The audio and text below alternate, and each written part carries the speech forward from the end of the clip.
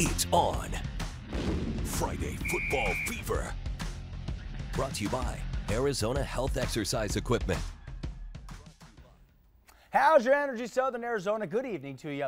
I'm Paul C. Collar. We will check in with Ari Alexander in just a bit. And what a show we have for you tonight. Tucson coaching legend Jeff Skurin guns for the 300th victory of his illustrious career. More on the Catalina Foothills versus Walden Grove overtime thriller in just a bit. But first, one of the matchups of the night, Mountain View hosting Tucson High. The Lions would roar in. Let's pick things up early on with Badgers' Daniel Salomon taking the ball strong for the first down. But then Mountain View would start to D it up. Take a look at Aaron Logston and Weston Aguilar taking down Tucson High quarterback Jesus Montano. And under the offensive end, Mountain View's Joshua Hart is about to take the pass, and he will do all the rest. Bye-bye.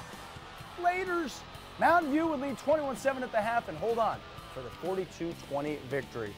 Moving on, let's kick it couch potato style in Sahuarita as Walden Grove hosted Pueblo, and right off the bat, Red Wolves fans would see Jaquez Rice being hit by Julio Carino, forcing the fumble, and Carino showing some much love, much care, while Raul Herman, he recovers for the Warriors. There he is. But after that, Walden Grove also D's it up. Check out the pursuit of this player not listed on the roster. He will take down Omar Ibanez. Red Wolves D'ing it up. And later, Dustin Archuleta for Pueblo makes a strong run, but it just wouldn't be enough tonight. Get this, Pueblo loses big. Final score, 40-8. So Coach Brandon Sanders in Pueblo, they tried to move to 4-0, could not do it. All right, speaking of moving, let's move to Ari Alexander, who has all the 411 on the South Point Sunnyside Showdown.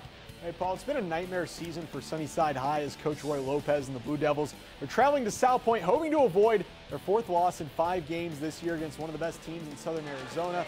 We head to Ed Doherty Stadium, and the Lancers would start things off with a bang. Bijan Robinson picking up where he left off last week against Tucson High, picking up 35 yards for South Point. He is so good. And a bit later, the Lancer is going to push the ball forward, faking it to Robinson, and this time Rodrigo Nieto, the swing pass to Andrew Jacobs, which will turn out to be a 36-yard touchdown. 24-0 South Point at that point. The route is on.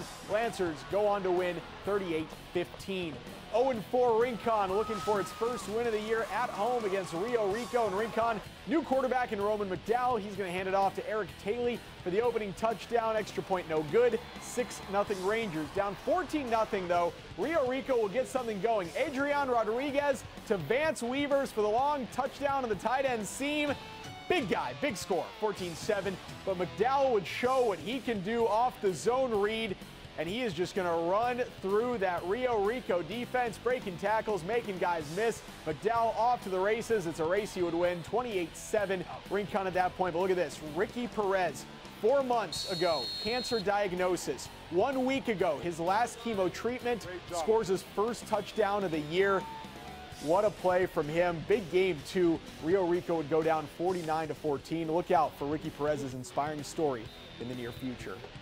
And we're looking forward to that. Ari, after a tough loss to Catalina Foothills last week, didn't get any easier for Flowing Wells tonight. The Caballeros would host unbeaten Cienega, hoping to stop U of A commit Jamari Joyner and all the rest. Let's head to the west side, just east of Interstate 10. The Cienega cheerleaders make the trip across town. Last play of the first half against Flowing Wells, and quarterback Dylan Allison throws it up, and you saw it was deflected and intercepted by Terrell Huggins, and he is gone.